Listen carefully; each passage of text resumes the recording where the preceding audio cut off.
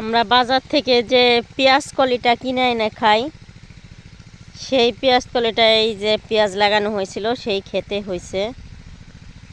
আরও প্রায় 2 মাস আগে লাগানো হয়েছিল। তো এই যে হচ্ছে গিয়া ফুলগুলা, পেঁয়াজ ফুল যাকে বলে, এই যে প্রত্যেকটা গাছের থেকে এরকম একটা একটা করে ফুল বেরোবে। এইগুলা হচ্ছে গিয়ে আমরা বাজার থেকে কিনে আনি। আর যখন নিজেদের ঘরের সামনেই থাকে, মানে ঘর থেকে বেরোইলেই মানে একদম ফ্রেশ জিনিস নিয়ে চুলায় দিয়ে রান্না করা যায়, এর শান্তি আলাদা। এই যে এই গাছ থেকে ছিঁড়ে ছিঁড়ে রান্না করা হয়েছে, ওই যে মানে এগুলা লাগানো হয় হচ্ছে গিয়ে পেঁয়াজির অনেক দাম ছিল, তো এই জন্য এগুলা লাগাইলে কি হয় তাড়াতাড়ি হচ্ছে গিয়ে বড় হয়ে যায়। এই যে গোড়ায় বেশ বড় বড় পেঁয়াজ হয়ে গেছে, এই যে।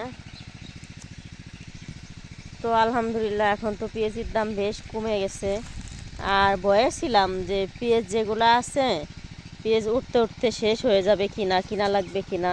মানে এই বছরে খাওয়ার পেঁয়াজ খুব কম রাখছিলাম, সেই জন্য তো সেই ভয়টা মানে কেটে গেছে আলহামদুলিল্লাহ। পেঁয়াজের দামও কমে গেছে, আর খেয়ে দিয়ে মানে বছর শেষেও অনেক পেঁয়াজ রয়ে গেছে।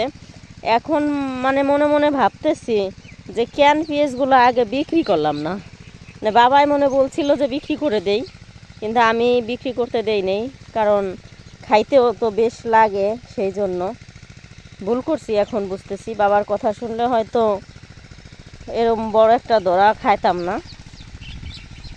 এদিকেও পেঁয়াজ কম বেশি হয়ে গেছে, মানে অল্প খানিকটা জায়গায় লাগানো, তারপরও মানে খাওয়ার বুঝ দেখা যায় এইটুকের পেঁয়াজে 6 মাস খাওয়া যায়, এরকম একটা অবস্থা। আর এই যে এই সাইডে হচ্ছে গিয়ে এই যে পেঁয়াজির বাচ্চা, মানে এইগুলো হচ্ছে গিয়ে লাগানো হয় তুইলা। কালকে আমি একটা ভিডিওতে দেখাইছি পেঁয়াজ লাগানো হয়েছে। আরও এই যে ছোটো ছোটো কলিগুলা, এইগুলাও আর একটা জমিনে যাবে। এইগুলো হচ্ছে গিয়ে উঠাই উঠেই বাজারে বিক্রি করা হয়।